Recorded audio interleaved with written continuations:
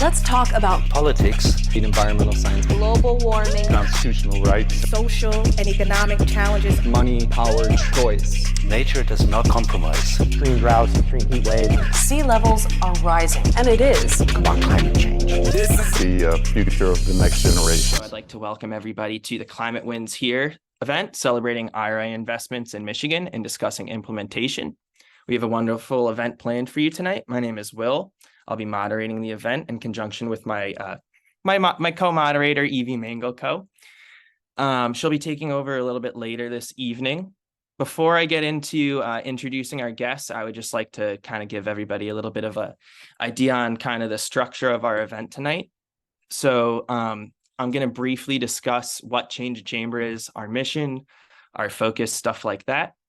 After I introduce CTC to you all, I'll be introducing our first guest tonight, Aaron Petykowski from the Climate Action Campaign. And then I will be introducing, after Aaron speaks, our second guest, Dionna Brown for Black Millennials from Flint. And then our final guest will be John Freeman from the Great Lakes Renewable Energy Association. So we have three guests tonight. We encourage all of you to put any questions, comments in the chat below. And once again, I'd just like to remind everybody to please mute yourself if you haven't already. I will put in the chat once more for any stragglers who may have just joined a little introduction, so you guys can all put that in. And without further ado, I will introduce Change the Chamber to you all. So like I said, I'm a climate fellow. We have a bunch of climate fellows in the chat below, in our audience and in the chat. So Change the Chamber, and I'll probably refer to it as CTC, just to save a little bit of breath moving forward, is a project of the U.S. Partnership for Education and Sustainable Development, which is a 501c3. We also operate as such as a 501c3. Change the Chamber is a nonpartisan coalition of young adults. It's made up of over 100 plus student groups and other allied organizations. We educate for science-based climate legislation. We pursue meaningful change toward a sustainable future, and we empower others to do the same. You'll see that a lot of us are either college-aged, or we really focus on the youth demographic from college age up to 35, because frankly, we are the biggest stakeholders in the climate battle.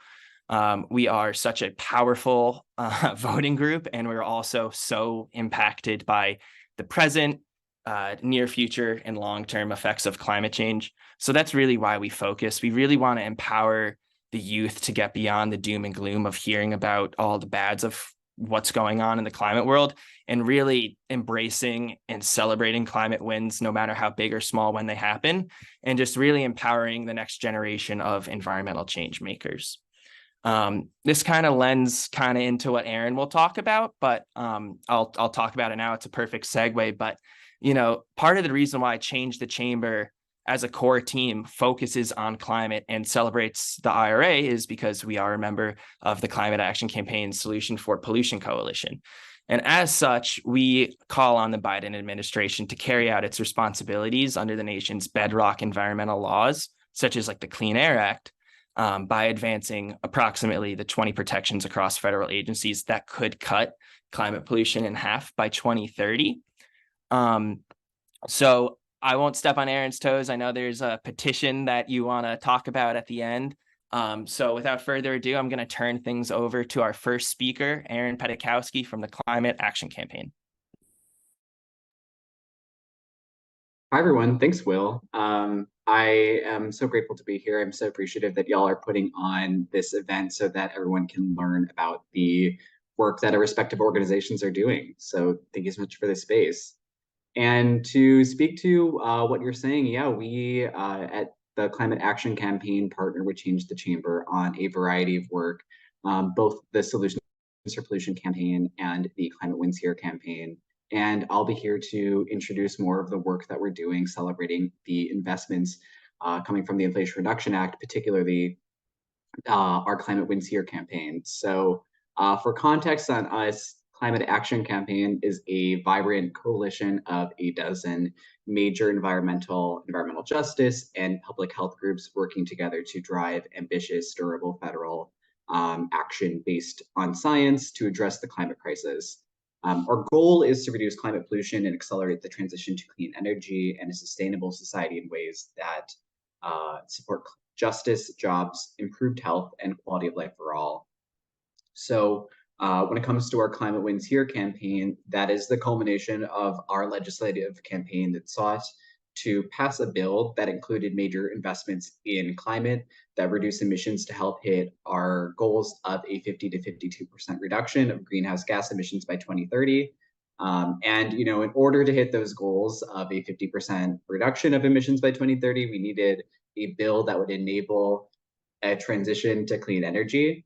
And this campaign sought to, move forward federal legislation that could pass a bill that would invest efficiently in climate. And as y'all who were here with us on that fight, it started with, investments years ago, but like even within this administration, the Build Back Better Act, and then the Reconciliation Bill, which became the Inflation Reduction Act. And this campaign was supporting members of Congress by demonstrating the need for investments in climate. And thankfully, on August 16th, President Biden signed the Inflation Reduction Act into law. So since then, we have been celebrating this investment, trying to make sure that people are aware that this is the single biggest investment in climate, communities, clean energy, and jobs ever, and will lower costs for families and help slash climate pollution in the United States by an estimated 40% by the end of the decade, which is almost to that 50 to 52% reductions that we have a goal as a community. And it's a really significant, huge bill. So in 2021, we saw there was devastating droughts, hurricanes, severe flooding, and there was a total price tag of over $165 billion. And thankfully, the Congress and the president realized that the cost of inaction on climate is too high and increasing every second as we delay. So they acted on the urgency of the moment. And this legislation, addresses these costs and addresses the steps to start to eliminate climate pollution, prevent more catastrophic impacts of climate change, and make historic investments that lower costs for families.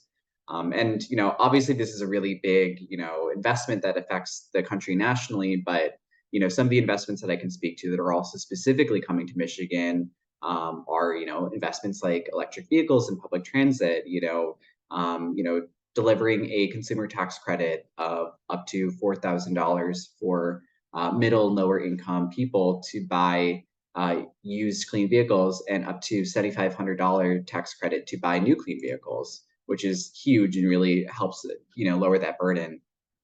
As far as investments that help, address environmental justice, there's investments like $1.5 billion in urban tree planting programs that combat heat islands in cities like Detroit, and 281 million in air quality monitoring, including in historically overburdened communities exposed to persistent air pollution. And investments like that help get us data that allow us to actually address and start to understand just how air pollution is disproportionately impacting different communities. And investments are even coming to help with creating jobs. In 2021, there were nearly 120,000 Michiganders who were employed in a clean energy industry.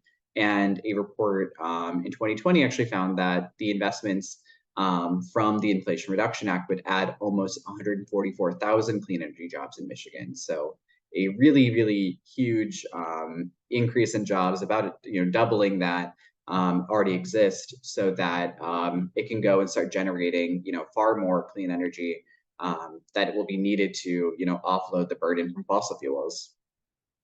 And these investments are just some highlights that I thought were interesting for this group, but I want to share more that are available to anybody here today, or even people who will be watching this recording. I've included some links in the chat that include investments that are both already coming to Michigan, as well as our Climate Wins Here map, which is a tool that you can use to track the investments that are coming across the country to people that have already been allocated. So it'll be updated here, and you can see the investments coming to your community. And it also gives you the opportunity to try to partner with these groups and try to really make it visible and public that these investments are coming. because the Inflation Reduction Act is not as well known as we'd like it to be. So hence, being out there, being public, and really trying to celebrate these wins publicly. That led to, our 1 year later, working to celebrate the wins of the Inflation Reduction Act, particularly for the anniversary of the Inflation Reduction Act passage. We want to build awareness and goodwill for this bill, so that people can see that these investments are coming and show that it's really popular, that climate is something that's being invested in. So this culminated in a peak moment of 13 different events, 57 grassroots speakers, 7 members of Congress, and 73 press clips, just particularly for the anniversary of the Inflation Reduction Act, to try to make as much noise as possible that the yearly anniversaries we're celebrating this huge historic investment.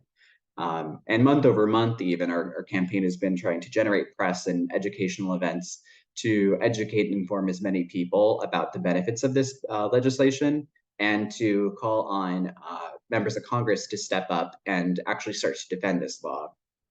And the reason that it's necessary to defend it is because we're already starting to see attacks on this legislation. Earlier this month, House Republicans approved a legislation that would slash nearly 40% of the budget for the Environmental Protection Agency, which is really, really worrying, to see that investments would go to start to slash, this agency that's here to protect our public health and our communities. So, in anticipation of that, actually, a few months ago, we put together a sign-on letter to express to Chairwoman Murray the necessity to protect investments in the upcoming 2024 appropriations bill. So we, called specifically on this to be protected, specifically funding agencies that address, environmental protection. We wanted to oppose measures that limit or block agencies' ability to implement or enforce these laws and regulations. And we wanted to make sure that we're opposing measures that weaken or undermine the climate wins from the Inflation Reduction Act. So that's been a real focus of our campaign in light of these attacks and anticipation of more of them coming in the coming years. So it's really necessary now to protect these investments so that we can see them implemented in the next year. And it's really crucial because, as I mentioned earlier, this piece of legislation is that 40% reduction in emissions. And if we're able to make sure that these investments stay true, we're getting money to our communities, we're sufficiently investing, or we're starting to get to part of the way to sufficiently invest in clean energy, and we're hopefully getting ourselves on track with the goal that we're able to protect all these investments as they're coming out. So if you'd like to be involved with defending federal investments for climate, I'm going to put my email in the chat as well, where you can contact me and learn more about how to get involved with federal investments and protecting these investments as they address public health. All right. Well, thank you very much, Aaron. It's always good to hear from you.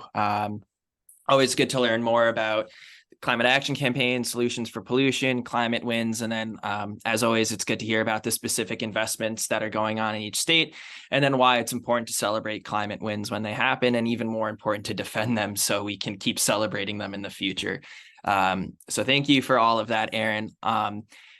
We do have a few links that will be put in the description below. So we will have a link for the Climate Wins Here in Michigan map, Climate Wins Here in Michigan link. And then we will also have a link for the Climate Wins Here map in our description below, as well as Aaron's email. So if anybody wants to learn more, feel free to reach out to Aaron about that.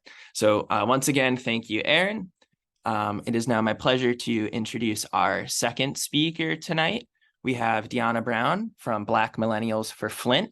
She's the National Director of the Youth EJ Griot program. She's also a Flint native, a Howard University alum, and currently a Wayne State University grad student.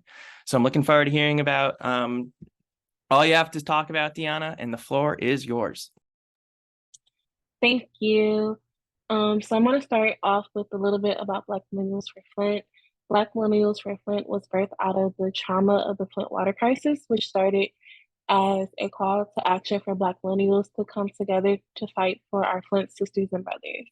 We learned that infrastructure of Black liberation requires a diversity in approach. So you have 1, the elected seat, 2, the power broker, 3, the financial steward, 4, the community advocate, and 5, the agitator.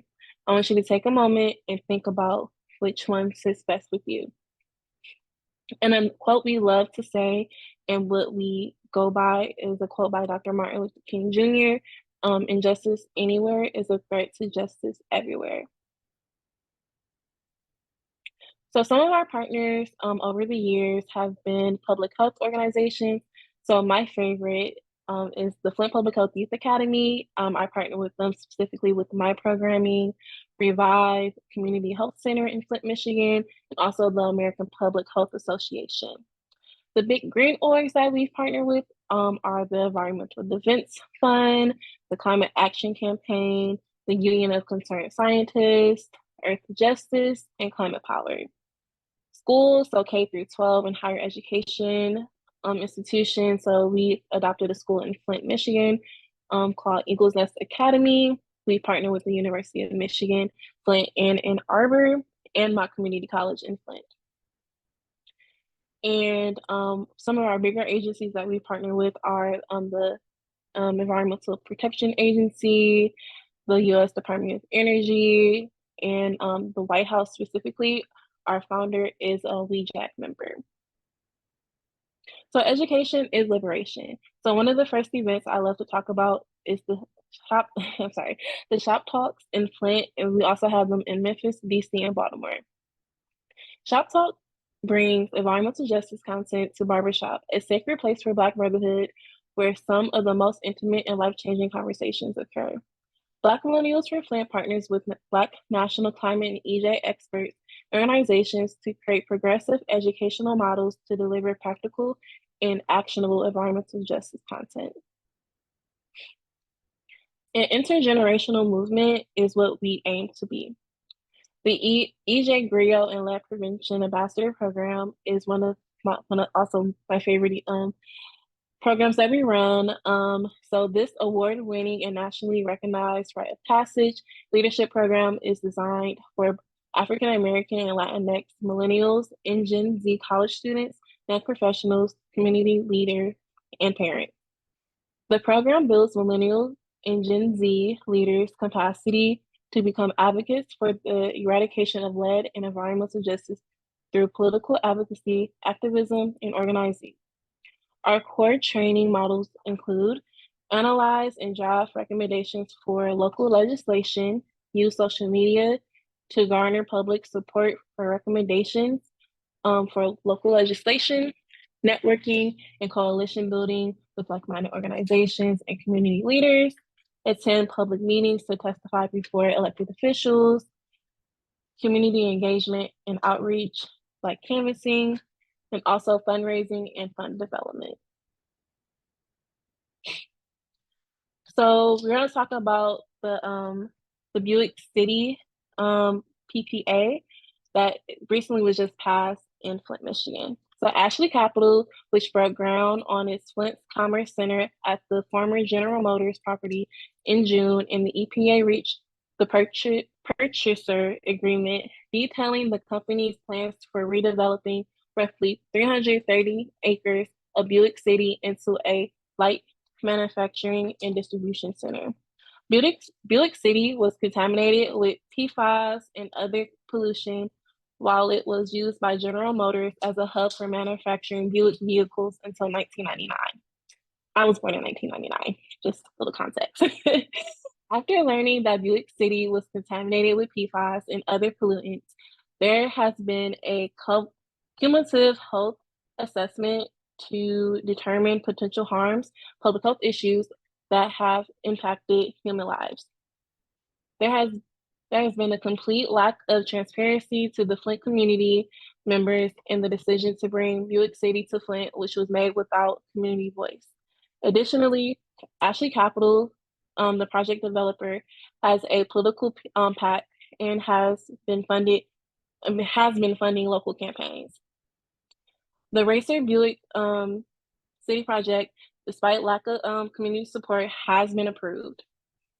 And we've garnered support. So I and another Gen Z leader, she's also our intern, wrote comments about Buick City to submit to EPA. However, they're still going along with this purchaser agreement. Along with our intergenerational movement, we have the Youth EJ Council, which I head. So we have 3 talented Flint youth. We have Kayla Shannon, who is a senior at Spelman College in Atlanta, Georgia. Isaiah Graves, who is a high schooler at Grand Blanc High School in Grand Blanc, Michigan, and Nevaeh Dixon, who is an 8th grader at Eagle Nest Academy. So I've been able to take these young people around the country with me while I go on different conferences and different events, and just let them have different opportunities that they will not have if they weren't a part of our youth council. We've also been in talks with the White House.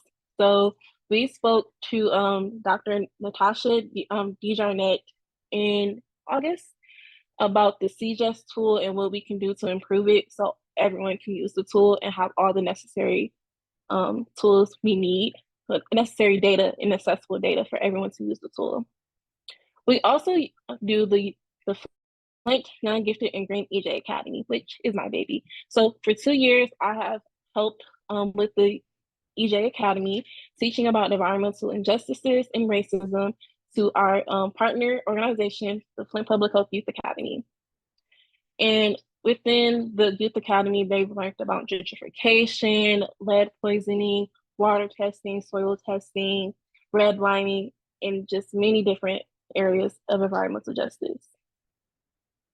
We've also been on the Hill. So this past September, we took our EJ griots to the Hill to speak to their representatives. So from Baltimore, DC, Memphis, and Flint.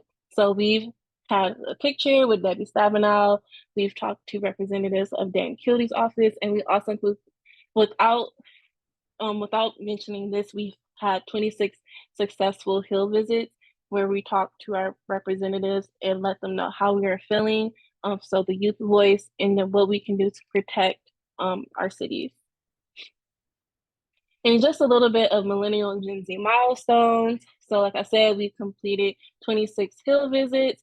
We've hosted an EJ Flint City Council debate that happened in 2021 when we were having our Flint election in 2020. Supported community organizing and youth representation with the Flint water crisis settlement, made federal regulation public comments on mercury and air toxins, the first Millennial and Gen Z to release recommendations to the Environmental Justice for All Act. We've made executive branch recommendations, including race, birth outcomes, gender-based indicators in the climate environmental justice screening tool, developed a Flint Green New Deal to present to the Michigan legislative, and we also successfully advocated for mandatory testing and lead for schools. And also just a little bit about me. So like he said, I am a graduate student at Wayne State University.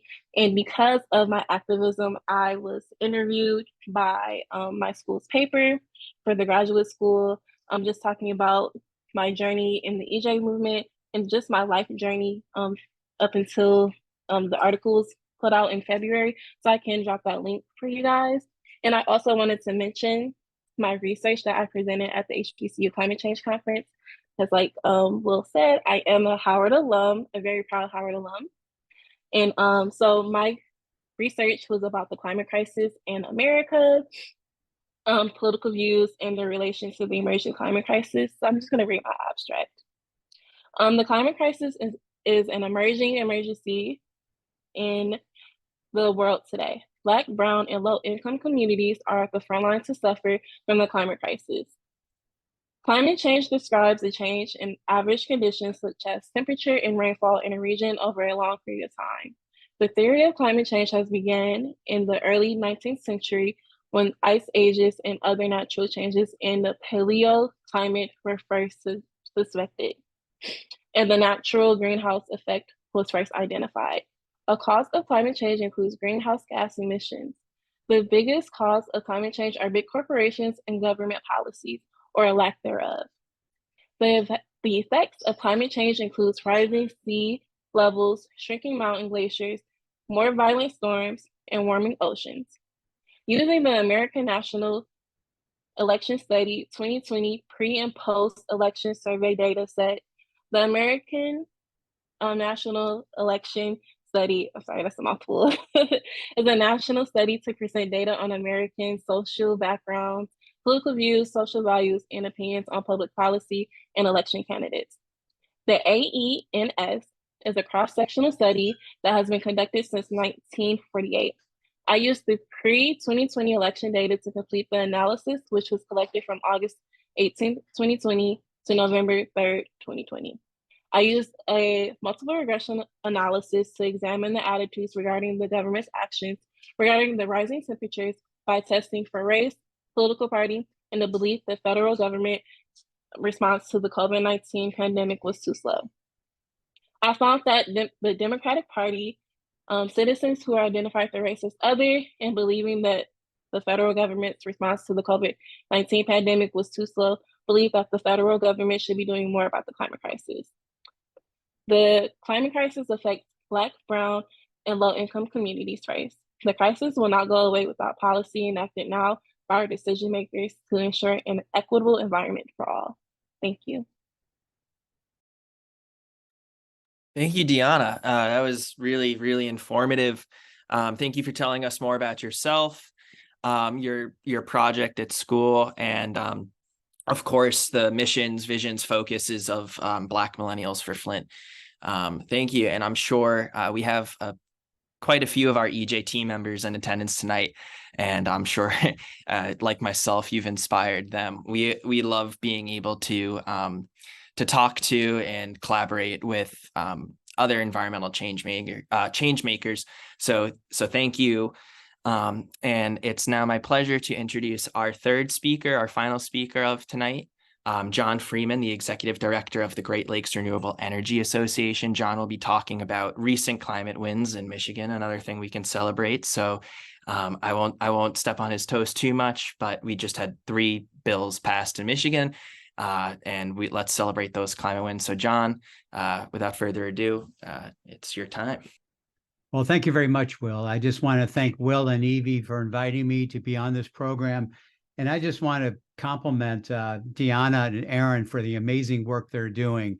It's really inspiring for me to see young new leaders being developed to take up this fight for climate change, because this is a long-term fight that we're going to have, leaders like you all to be taking up the leadership mantle. So it's wonderful. So I'm going to talk a little bit about Michigan, but I first want to tell you a little bit of background about the Great Lakes Renewable Energy Association. And we're a nonprofit organization. We've been around about 30 years, and we primarily do 2 things. We do a lot of education work to individuals and families and business about the benefits of getting solar or a geothermal system. And then we also try and change and improve public policy that will support the expansion of renewable energy in Michigan. And we do that in 2 ways. Number one, we go in front of the Michigan Public Service Commission, which oversees and regulates the utilities. And we're going to talk about the Public Service Commission in conjunction with one of the bills that was passed, Senate Bill 502. But we also try and affect policy change through the Michigan legislature. But we're a relatively small nonprofit organization. So for us to take on the utilities, we have to have environmental and energy partners. So we were engaged in a coalition of a broad number of organizations that were all on the same wavelength in terms of wanting to affect new policies to promote renewable energy in Michigan, and as a result, fight climate change. Now, in Michigan, you have to understand one other key factor is that we don't always take up energy legislation. The last time major legislation was enacted to change the Michigan energy laws was in 2016. Prior to that, it was 2008. And so it seems that we only have a real shot at making change every 5 or 6, 7 years. And 2023 was a huge year for us. Our approach was threefold. We wanted to address policies that affect small-scale solar. Then we wanted to address policies that affect utility-scale solar and wind. And then finally, like I mentioned a minute ago, we wanted to change how the Public Service Commission oversees and evaluates cases that are submitted by the public service, by the major utilities in Michigan. And the two major utilities are DTE Energy, which covers Southeast Michigan and kind of up the eastern corridor of Michigan. And then you have Consumers Energy, which covers just about everywhere else in the Lower Peninsula. And in the Upper Peninsula, there are, for the most part, small rural co-ops and munis. But the two big dogs in Michigan are DTE and Consumers. So these three bills addressed these three different components. And what's important about the first component, which is small-scale solar, is that the Inflation Reduction Act directly affects that. The Inflation Reduction Act gives a 30% investment tax credit for anybody that wants to install a solar system. And so no matter what the cost of the system is, that the real cost will be 30% less, because if in fact you pay federal income taxes, and most individuals and businesses do, then they can literally reduce the amount of taxes they pay the federal government. You have to keep in mind the difference between a tax deduction versus a tax credit. A tax reduction simply lowers the amount of income that gets taxed, but a tax credit actually lowers the amount of taxes you pay. So that is much more important in terms of a policy to encourage people to purchase and install solar. The problem in Michigan was that back in 2008 and 2016, there was a cap put on the number of small-scale solar systems that the utilities were required to connect to the grid and then pay compensation to owners of these solar facilities who may export a portion of their extra electricity that their solar system generates that they can't immediately use, so they can export it back to the utilities through the grid, and then they get a financial credit, which they then can draw upon back in the months where the sun isn't shining as much, in December and January and February. So even though we've got this 30% investment tax credit by the Inflation Reduction Act, if we had hit that 1% cap, then that means the utilities in Michigan were no longer legally required to connect the system to the grid and pay them for the extra electricity. So this is a classic case where federal law is wonderful, but state law, if you're not careful, can restrain the effectiveness of this federal law. And so Senate Bill 271, which became law, does two things. The first thing it does, and this is exactly the point I'm making, is that it raised this cap, which was 1%, it now raises it to 10%.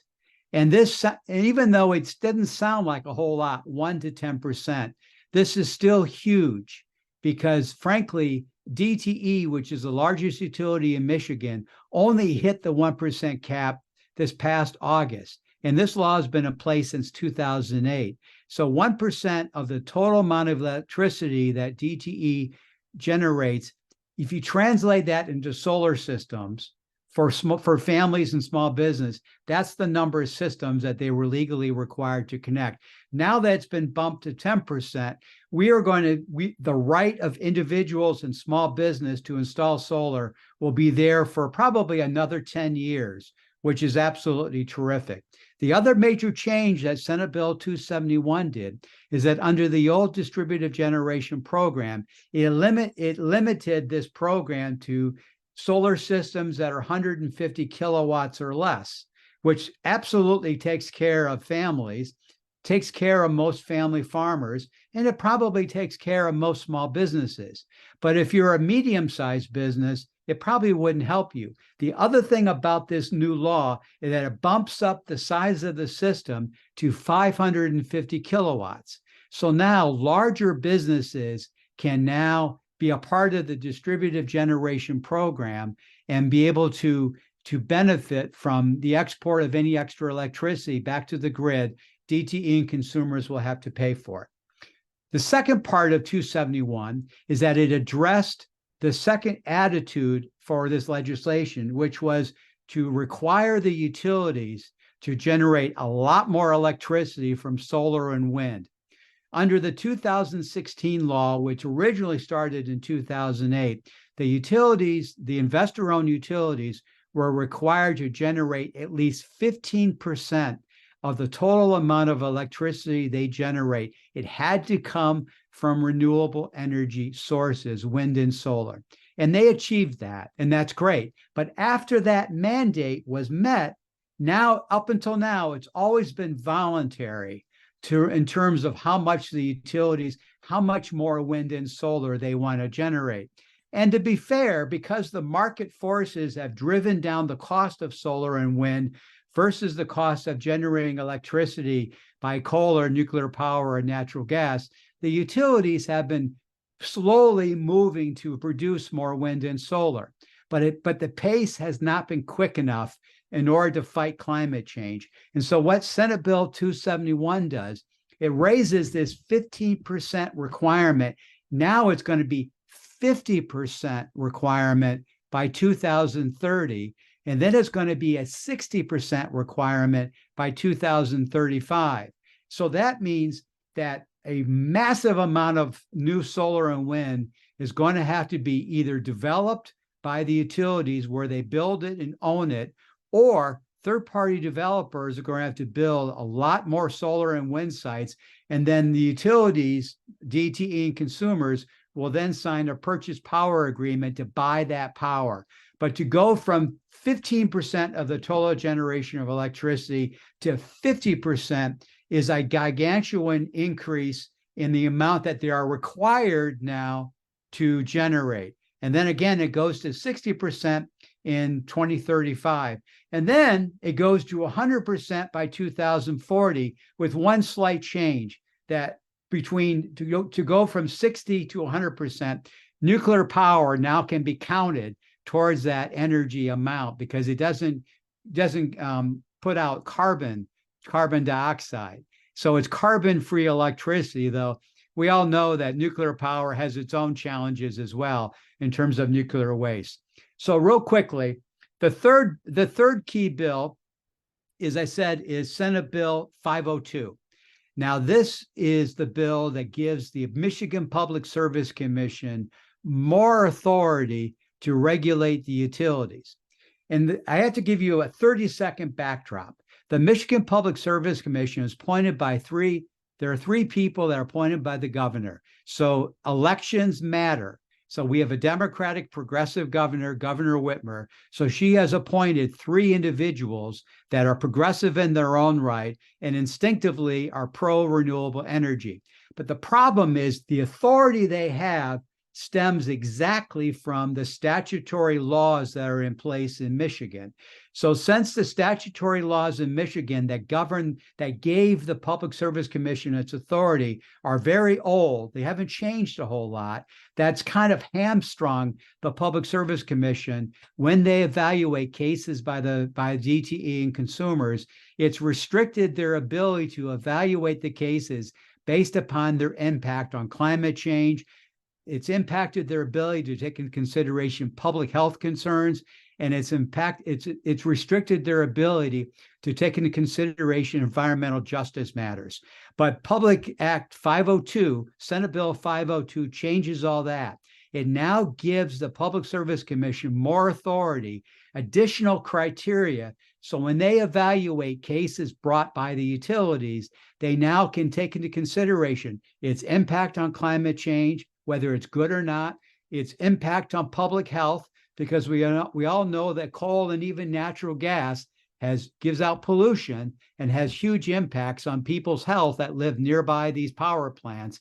And then like Dionna said, it takes into consideration environmental justice concerns, because many communities of color have suffered for decades because of their close location to many of the power plants that DTE and consumers have built over the years. So now the Public Service Commission, as they evaluate these new cases, they now can use these new criteria. And if they don't think the utilities have done a good enough job in responding to this criteria, then the Public Service Commission can reject the proposal that the utilities have put forth and require them to go back to the drawing board and put forth a better proposal that better takes into consideration these new factors.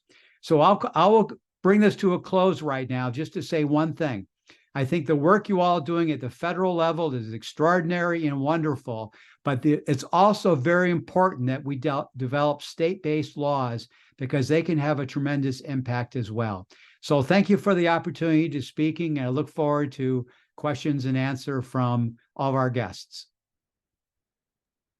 Well, thank you, John. That was very informative. Coming from someone who's not from Michigan, I feel like I have a much better understanding of those 3 Senate bills now, and just a much better grasp on the importance of renewables and everything. So thank you for your information. And before I turn things over to my colleague Evie, who will be kicking off the start of our Q&A, I just want to kind of circle back to a couple things I may have forgotten, like reintroducing our CAC petition link, which I'm going to throw in the chat right now. So for everybody, in case you saw it in the beginning or you didn't, this is a petition by the Climate Action Campaign. It's super important. It's just kind of encouraging President Biden and EPA Administrator Reagan to kind of just strengthen those pre-existing climate acts that are out there to get to the reduction of greenhouse gases by 2030. It's super important to us at CTC. It's super important to the Climate Action Campaign. It takes a couple of minutes. So there's the link once again. And also, I just want to circle back. In the description, we will have a link to Dionna's article about her work, as well as her email, which is Dionna@blackmillennials4Flint.org. And John, any links that you would like for us to share, we'll put your email, and we'll put the link to your organization's website in the description below, as well as anything else you want to send us. So I will turn things over to my colleague and person who did a lot of the behind the scenes work of getting this event organized and started. So thank you from me to you to Evie. So I'll turn things over to Evie. Thank you, and thanks for all of your presentations from our speakers. They were all really great. So we just have a few questions before we want to turn it over to the audience for Q&A. The first one is that given that Biden has committed the US to 50 to 52% greenhouse gas emissions reductions from 2030 and net zero by 2050, and current federal actions are not yet enough to reach these goals, what do you see as the next major priorities in climate legislation? And this can be either federally or on state level, depending on which you see as highest priority at the moment. And this is for all of our speakers. Well, I guess I'll start off real quickly. I think that part of the challenge at the federal level is that you have to have the Senate and the House lined up in order to be able to get the votes to enact further policy changes that would help make these goals. And that's why, again, elections matter. But sometimes when the federal government can't move because of lack of political support, that's where, the state level can fill in. And the fact that in Michigan, we're going to be expanding a lot of wind and solar, which means that we're going to be reducing, greenhouse gases at the same, every time a coal plant is shut down, that means there's less greenhouse gases. Every time there's a new electric car out there that's being powered by solar, that means less greenhouse gases. And so I just think it's important that to work at both levels, the federal and state, in order to keep pushing these policies.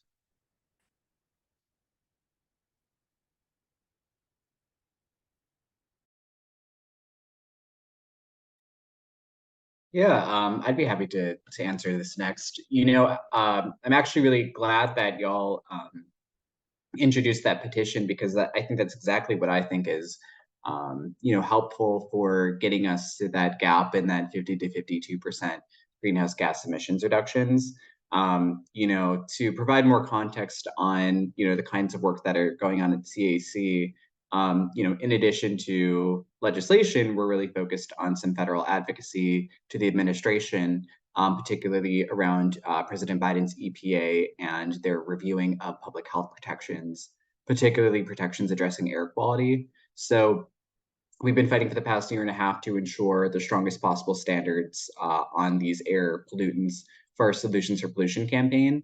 And, having strong standards on the work, like the standards that we've been working on, would mean that we can make up that gap of about like 10% emissions reductions that would get us to the 50 to 52% reductions level. So there have been standards that have come out in the EPA addressing pollutants like particulate matter, methane, carbon, and some other standards that have been addressing like vehicle pollution. So if these could be finalized before April 2024, we think that'd be very crucial because a Republican-controlled Congress will probably likely introduce a Congressional Review Act that would be targeted at weakening these proposed standards.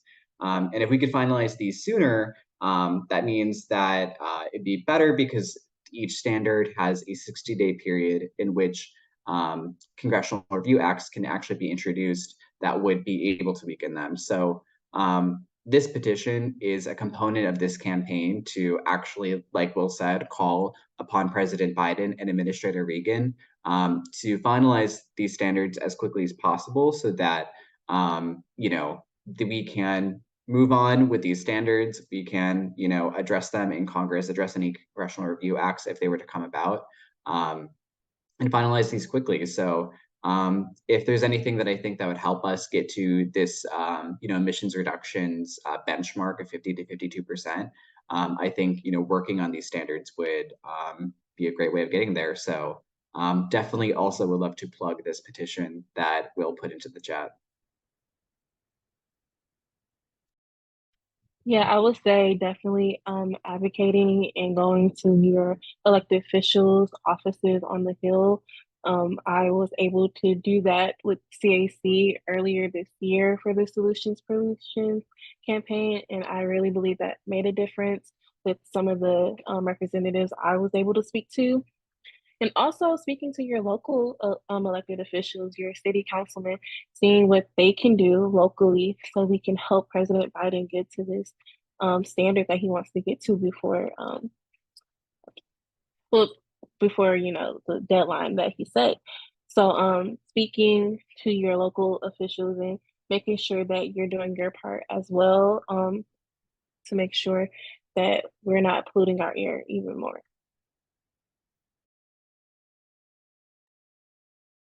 For that. Then I have one more question, then I'll turn it back to Will. This is for our Michigan speakers.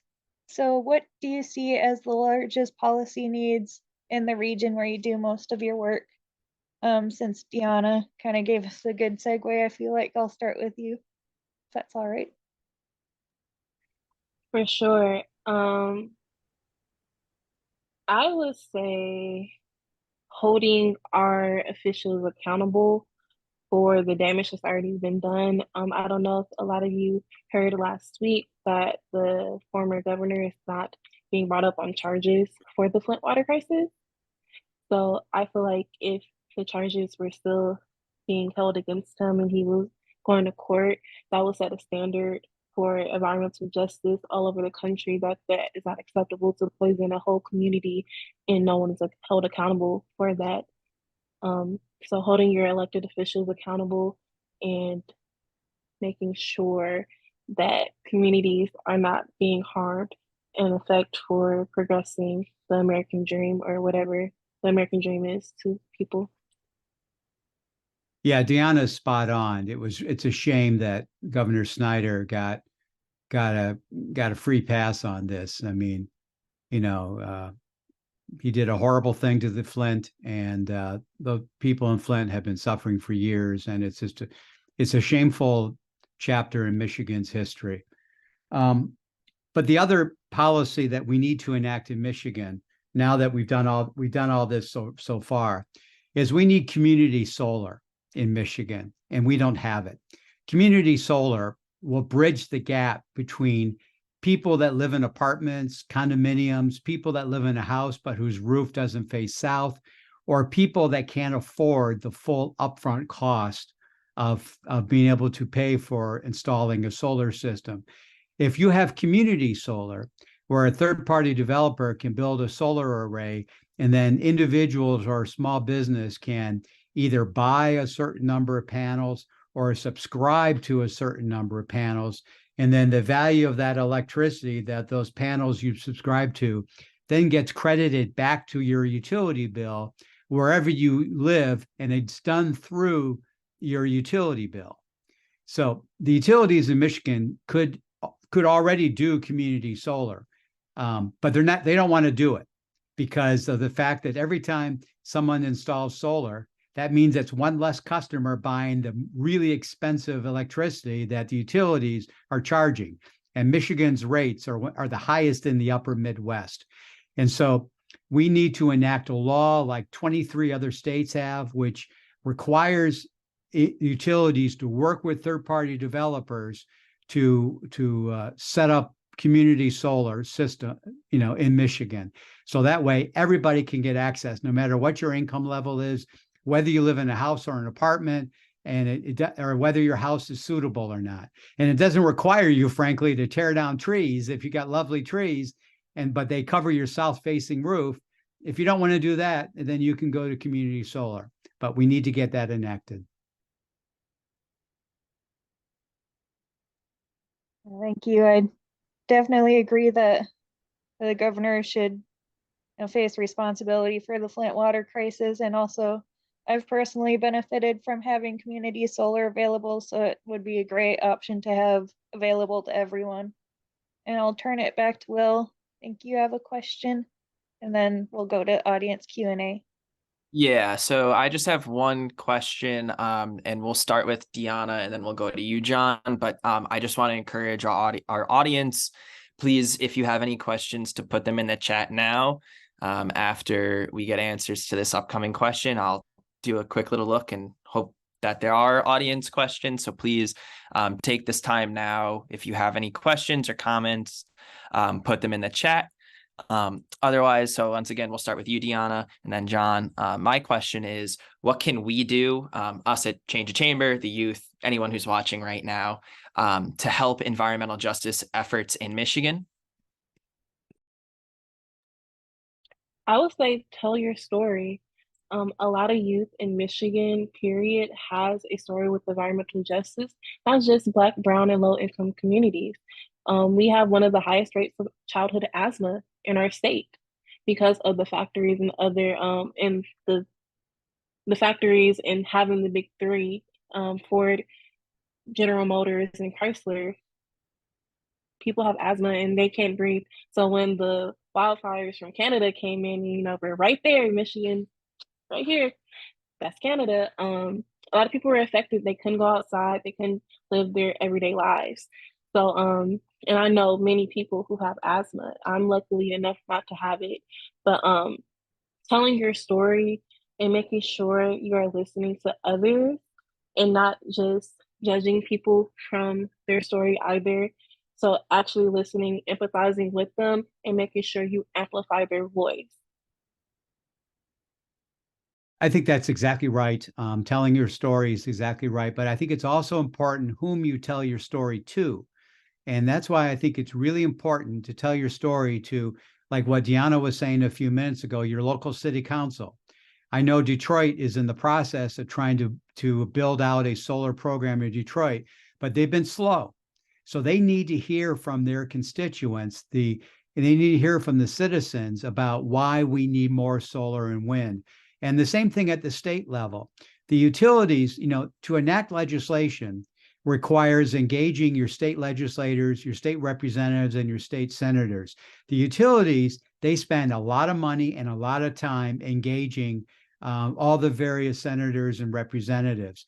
The best way to counteract that kind of influence is by voters and constituents talking to their state reps and state senators about why we have an environmental justice issue, why we need to shut down coal, why we need to build out more, wind and solar, and why they need to factor in environmental justice concerns as they think about new legislation. I mean, a lot of times people find that the legislative process is messy, it's frustrating, and it is. But it's a system of power where decisions are made in terms of establishing policy. So there's no way around it. And so we just have to learn how to work the system. But the key thing is to engage your local electorate, your elected leaders, both at the local level as well as the state level, and as well at the federal level as well. I mean, Dionna pointed out Dan Kildee, who is a congressman from Flint, and he's a terrific individual. So it's important to talk to your federal officials as well. All right. Well, thank you both for those answers. It's such a pleasure being able to host events like this and to get to talk to such passionate change makers who, we all share the same type of passion for advancing environmental causes. So I know I'm speaking for a lot of our fellows too. I really do enjoy these opportunities to hear and learn from multiple different people from all different walks of life. So thank you to our speakers for coming today. And for providing their, passion to all of us. I don't see any questions, so I'm going to kind of transition us into our conclusion. I just want to ask that our panelists stay on just a couple of minutes for a brief debrief after we kind of end our recording, just a couple of minutes, wrap things up. But other than that, I want to actually turn the microphone back to you guys once last. So we'll start with Aaron, and then we'll do Dionna and John. If you guys have any final thoughts, anything you want to plug, just a minute or two, the floor is yours. So we'll start with you, Aaron. Yeah, I would really appreciate the opportunity to be here today. I think y'all pulled together a fantastic panel. I would like to just lastly plug once again the petition addressing the Solutions for Pollution standards. I think they're a fantastic way to take a small step in helping benefit a large series of air quality standards. And then I would also like to just state that it's really, really exciting and empowering to be among a group of really fantastic, as you put it, change makers, environmental justice leaders. As someone who works at an organization that's based out of DC, it's always really encouraging to work alongside people who are, based in this state or really doing the action locally, because as y'all both put it, it's insufficient to just work federally. I think we all need to work on all levels, contact local and state representatives, and that work's gonna be really, really crucial to actually have huge, huge impacts. So thank you so much, everybody. Yes, I just want to amplify what Aaron said. This was an amazing panel, and I love speaking to you guys, and also just being amongst greatness on this panel. I learned a lot from this as well. My last thing to say is send that email or that letter or call your elected officials. Make sure they know your name and your voice and tell your story so we can have an environment 10 years down the road that's sustainable for all of us. Yes, this is John Freeman. I also want to thank the invitation to be a part of this program and to be with my panelists, Dionna and Aaron.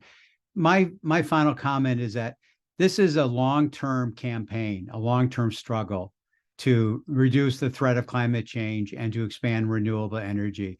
If you look throughout history in terms of social change movements, they take years and years and years. And it's just really important that we all have a commitment for doing whatever we can, no matter what walk of life we're in, to be able to contribute to the solution. The wind is at our back, so to speak. I mean, we are moving in the right direction, but there are forces that are trying to push their way back. They want the status quo. The oil companies don't want to promote renewable energy. So we just have to be persistent. This is a marathon, not a sprint. And so it's just really important that we understand that and have that attitude that we're going to continue to push no matter what obstacles we have to overcome. So thank you. Well, thank you to our panelists, to our guests who are live and watching asynchronously offline, to the Change of Chamber Climate Fellows who helped to produce this event, and to Evie, of course. I'm inspired. What a wonderful event. And thank you all for coming again. Links to the Climate Action Campaign, Change of Chamber, Black Millennials for Flint, and the Great Lakes Renewable Energy Association, as well as that petition, will be in the links below. So please do check those out. And please do sign that CAC Climate Action Campaign Solutions for Pollution petition. It really helps everybody out. And once again, thank you all for coming. This was a wonderful event. I'm so grateful to have the opportunity to host events like this and to hear from such passionate leaders and change makers. So I hope everybody has a wonderful rest of their evening and an upcoming holiday. Thank you.